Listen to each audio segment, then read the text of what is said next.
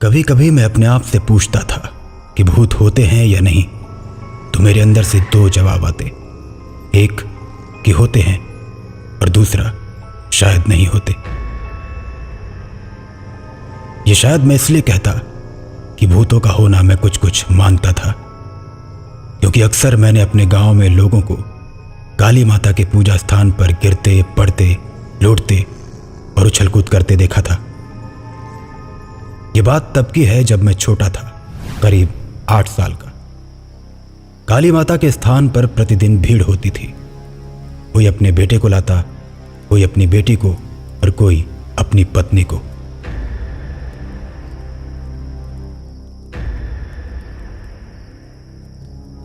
ये लोग जब आते तो एकदम शांत रहते और हमें देखकर पता चल जाता कि इन्हीं को भूत पकड़ा हुआ है।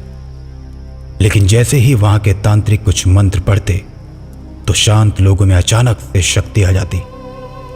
कोई जोर जोर से चिल्लाने लगता, कोई पूरी शक्ति के साथ अपने हाथों को पीटने लगता, तो कोई जोर जोर से हंसने लगता। और फिर तांत्रिक उन सभी से सवाल पूछते। सभी के शरीर पर अलग अलग तरह का भूत होता। कोई भूत रोते हुए जवाब देता, कोई हंसते हुए और कोई गुस्से में। फिर थोड़ी देर के बाद सब धीरे धीरे शांत हो जाते। सबके शांत हो जाने के बाद पूजा खत्म हो जाती और फिर सब अपने अपने घर जाने लगते।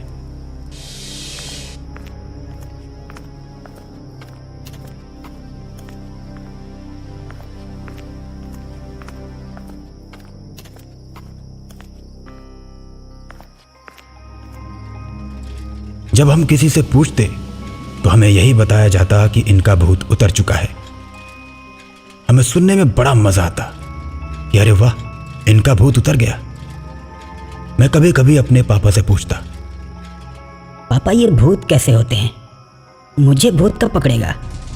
जब पकड़ेगा तो मैं भी काली माता के स्थान पर जाकर अपना भूत उतरवा लूंगा। बड़ा मजा आएगा ना पापा? पापा मेरी बात सुनकर एक जोरदार थप्पड़ लगाकर डांटते हुए बोलते, बहुत शौक लगा है भूत पकड़वाने का। जिसको पकड़ता है वही जानता है। चले हैं भूत पकड़वाने। तुम्हारी माँ ने ही तुमको छूट दे रखी है। चलो जाओ जाओ पढ़ाई करो। पापा की डांट से डरकर मैं पढ़ने बैठ जाता। लेकिन पापा की बात से एक चीज समझ में आ गई थी कि भूत होते हैं और तकलीफ देने वाले होते हैं।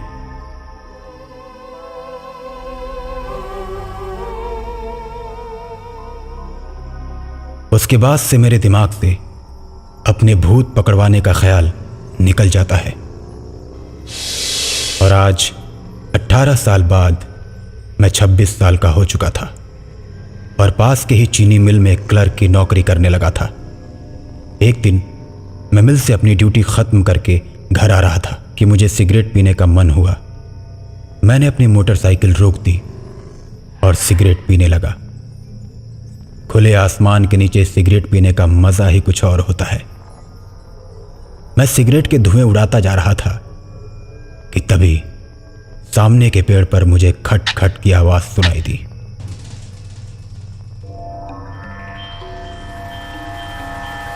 मुझे लगा जैसे कोई पेड़ की डाली काट रहा है, लेकिन इतने अंधेरे में कौन डाली काटता है? मुझे समझ आ गया कि जरूर ये कोई चोर है और पुलिस के डर से दिन की जगह रात में डाली काट रहा है। मैंने अपने मोबाइल की फ्लैशलाइट जलाई और पेड़ के पास गया। जब मैंने पेड़ के ऊपर देखा तो एक आदमी जिसकी उम्र करीब 60 साल होगी, वो कुल्हाड़ी से पेड़ की डाली काटे जा रहा था।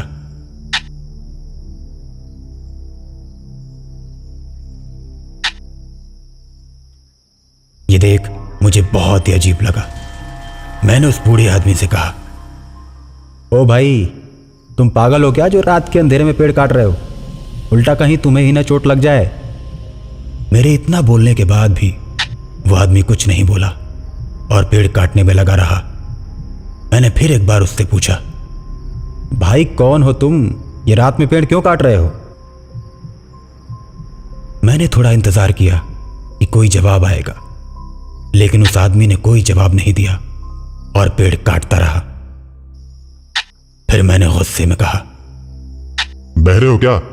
सुनाई नहीं देता तुमको मैं क्या पूछ रहा हूं?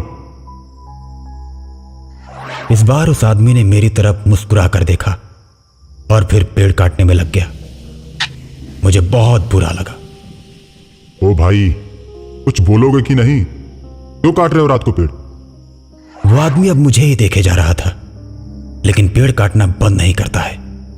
ये देख मुझे और भी गुस्सा आ जाता है और मैं आग बबूला होकर बोलता हूं, अबे ओ बहरे, मेरी बात समझ में आती है कि नहीं? क्यों काटा रात को पेड़? देख मुझे गुस्सा मत दिला। लेकिन वो आदमी पेड़ काटे ही जा रहा था। उसके ऊपर मेरी किसी बात का कोई असर नहीं हो रहा था। अब मुझे अपनी बेइज्जती महसूस हुई और मैंने एक पत्थर उठाया और उसके ऊपर फेंका। वो पत्थर सीधे उसके सिर पर लगा। उसका चेहरा गुस्से से लाल हो गया। वो आंखें बड़ी करके गुस्से से मुझे देखने लगा। चोट लगने के बावजूद वो अब भी पेड़ काटे जा रहा था। ये देख मेरा गुस्सा और बढ़ गया। अब मैंने उसे नीचे उतारने की सोची। ओ चोर, तू ऐसे नहीं मानेगा ना? अब मैं तुझे ऊपर आकर पेड़ से नीचे फेंकूंगा, फिर तेरी टांग तोड़ूंगा। रुक तू। मैं पूरे गुस्से में था। मैंने अपनी पीठ से बैग उतारा और मोटरसाइकिल पर टांग दी और फिर जैसे ही मुड़ा तो देखता हूं कि वो आदमी पेड़ पर नहीं है। मैं आश्चर्य में पड़ गया, इतनी जल्दी वो कहां जा सकता है। तभी पीछे से एक आवाज आई। मैंने अचानक पीछे मुड़कर देखा तो वो आदमी ठीक मेरे सामने खड़ा था। उसे अपने पास देख मैं बोला, तुम तो अभी पेड़ पर थे, इतनी जल्दी नीचे कैसे आ गए? तुम कह रहे थे ना कि अभी ऊपर आकर पेड़ से नीचे फेंकूंगा, फिर तेरी टांग तोड़ूंगा, इसलिए मैं नीचे आ गया। तोड़ो मेरी टांग। मैं एकदम से डर गया। मैं समझ गया कि ये कोई पागल आदमी है। अब मैंने उससे पीछा छुड़ाना ही सही समझा। अरे नहीं चाचा, मैं तो मजाक कर रहा था। जाइए जाइए जाइए, आप जाकर पेड़ काटिए। लेकिन मैं मजाक नहीं कर रहा। तोड़ो मेरे पैर, तोड़ो। अब मैं समझ चुका था कि इस आदमी से पीछा छुड़ाना ही अच्छा है। मैं अपनी मोटरसाइकिल की तरफ बढ़ा और जल्दी से मैंने अपनी मोटरसाइकिल स्टार्ट कर दी। लेकिन मैंने मोटरसाइकिल के शीशे में देखा कि वो आदमी कुल्हाड़ी लिए मेरे पीछे आ रहा है और वो जैसे ही मेरे पास पहुंचा उसने मेरे ऊपर कुल्हाड़ी चला दी। मैंने मोटरसाइकिल छोड़ दी और हट गया। कुल्हाड़ी मोटरसाइकिल में जाकर लगी। उसके बाद मैंने उसे ढकेल दिया और वो सीधा कुल्हाड़ी पर जाकर गिरा। कुल्हाड़ी उसके गर्दन में घुस गई और तेज खून बहने लगा। मैंने देखा तो आदमी मर चुका था। मैं काफी डर गया। मैंने उसे उठाकर सड़क किनारे के गड्ढे में फेंक दिया और मोटरसाइकिल लेकर तेजी से भागने लगा। कुछ दूर जाने के बाद मेरी मोटरसाइकिल अचानक से भारी हो गई। जैसे लगा कि कोई मेरे पीछे बैठा है। मैंने शीशे में देखा तो वही आदमी कुल्हाड़ी लिए मेरे पीछे बैठा था और फिर उसने कुल्हाड़ी से मेरे कंधे पर वार किया। मेरे कंधे से तेज खून बहने लगा। अब मेरी मोटरसाइकिल लड़खड़ाने लगी, लेकिन वो आदमी वार पर वार किए जा रहा था कि तभी मेरा संतुलन बिगड़ गया और मैं गिर गया। थोड़ी देर के बाद मेरी आंख खुली तो मैंने देखा कि वो आदमी सड़क पर गिरे किसी आदमी को कुल्हाड़ी से काटे जा रहा है, जैसे वो कोई लकड़ी हो। मैंने ध्यान से देखा तो वो मैं ही था। उसको मारने के लिए मैंने अपनी मोटरसाइकिल की टूटी हैंडल उठाने की कोशिश की, लेकिन नहीं उठा पाया। फिर मैंने अपने आप को छूना चाहा, लेकिन नहीं छू पाया। अब मैं समझ गया कि मैं मर चुका हूं। वो आदमी बेरहमी से मेरी लाश को काटे जा रहा था कि तभी सामने से पुलिस की जीप आ जाती है और वो आदमी गायब हो जाता है। पुलिस वाले जीप से उतरते हैं।